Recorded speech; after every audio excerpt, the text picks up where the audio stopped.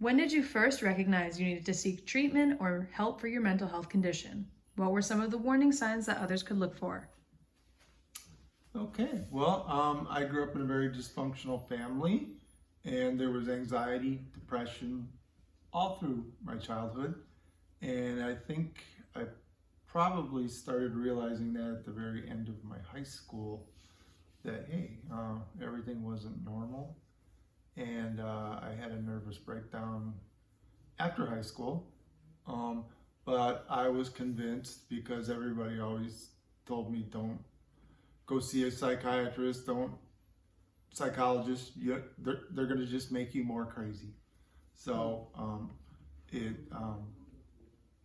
took some time for me to fight with my mind. I thought I had a strong mind. I kept fighting it even though I was full of anxiety. My mind was out of control.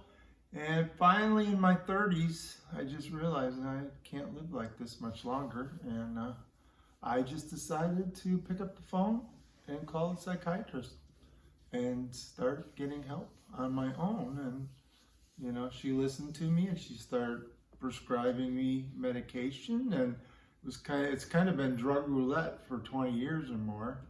It's not easy to find the right medication, you know, for all of us. Some of us get lucky. Yeah, it was, you know, it took some time to be broken down to the point where you actually admit you got a problem. Yeah, at least that's my case. You know. Yeah, and in my case, I benefited from your struggle in a way, because I had struggled with depression and anxiety for most of my adult life, but I had no idea that that is what I was struggling with. And then I came to the United States after marrying John, and I was really homesick. And for the first 5 years of our marriage, I just felt horrible. And I assumed that it was just that I was very homesick. And then, I don't know if you remember, but one day you said, "Mommy, maybe you want to see a doctor." And I think by then I knew that there was something that I was not overcoming, and that it went beyond just being homesick. And then I went to the doctor, and I think it was a lot easier for me to get to that point because I had been struggling with mental illness. But to be quite honest with you, mental illness was not even a thing in my family, or so we thought, in Panama. And it was not until after I went to the doctor and I started reading and receiving therapy that I realized, oh boy, this has been in my family for as long as I can remember.